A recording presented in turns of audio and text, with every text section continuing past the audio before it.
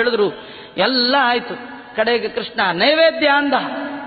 ಅವಾಗ ಗಂಡ ಬೈದೇ ಬಿಟ್ಟ. ಸಾಕಿ ಒಂದು ನೈವೇದ್ಯ ಅಂತಾನೆ, ನೀನೇನೋ ಒಂಚೂರು ನೈವೇದ್ಯಕ್ಕೇನೋ ಇಡ್ತೀಯ. ಆಮೇಲೆ ಎಲೆ ಊಟ ಅಂತಾನೆ. 1,000 ಜನ 2,000 ಜನಕ್ಕೆ ಎಲೆ ಎಲ್ಲ ಹಾಕೋದು ಯಾವ ಮಠದಲ್ಲಿ ಕೊಟ್ಟರು ತಗೊಳ್ಳಲ್ಲ. ಅದರಿಂದ ಈಗ ತಪ್ಪು ಒಪ್ಕೊಂಡ್ಬಿಡೋಣ. ಕೃಷ್ಣ ನಮ್ಮಲ್ಲಿ ಯಾವ ಹಬ್ಬನೂ ಇಲ್ಲ, ಏನಿಲ್ಲ, ಹೇಳಿಬಿಡೋಣ. ದೇವರ ಹತ್ರ ಯಾವಾಗಲೂ ಸುಳ್ಳು ತಟುವಟ ಮಾಡಬಾರ್ದು. ನಿಮ್ದೇನಿದೆ ಅಷ್ಟೇ ತೋರಿಸಿ. ಡಂಬಾಚಾರದ ಪೂಜೆ ಭಗವಂತನಿಗೆ ಬೇಡ. ಅವನು ಏನು ಕೊಟ್ಟರು ಒಪ್ಕೊಳ್ತಾನೆ.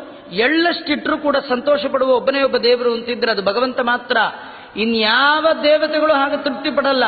ನೀವು ಗಣಪತಿ ಹತ್ರ ಹೋದ್ರೆ ಕಡುಬೆ ಇಡು ಅಂತಾನೆ, ಗರ್ಕೆನೆ ತಗೊಂಡ್ ಬಾ ಅಂತಾನೆ, 21 ನಮಸ್ಕಾರ ಮಾಡು ಅಂತಾನೆ. ಮಹಾಲಕ್ಷ್ಮಿ ಬಂದ್ರೆ ಹೋಳಿಗೆ ಆಗಲೇಬೇಕಂತಾಳೆ. ನಮ್ ಕೃಷ್ಣ ಪತ್ರಂ ಪುಷ್ಪಂ ಫಲಂ ತೋಯಂ, ಏನ್ ಎಲೆ ಇಡು, ಬಳ್ಳಿ ಇಡು, ನೀರ್ ಹಾಕು, ತುಳಸಿ ಇಟ್ಬಿಡು, ಒಂಚೂರು ನೀರು ಕಲ್ಸಕ್ಕೆ ಸಾಕು ನನ್ನ ಹೊಟ್ಟೆ ತುಂಬಿತು ಅಂತ. ಎಳ್ಳಷ್ಟಿಟ್ರು ತೃಪ್ತಿ ಪಡೋ ಒಬ್ಬ ದೇವರಿದ್ರೆ ಸುಲಭದ ದೇವರು ಅದು ಕೃಷ್ಣ.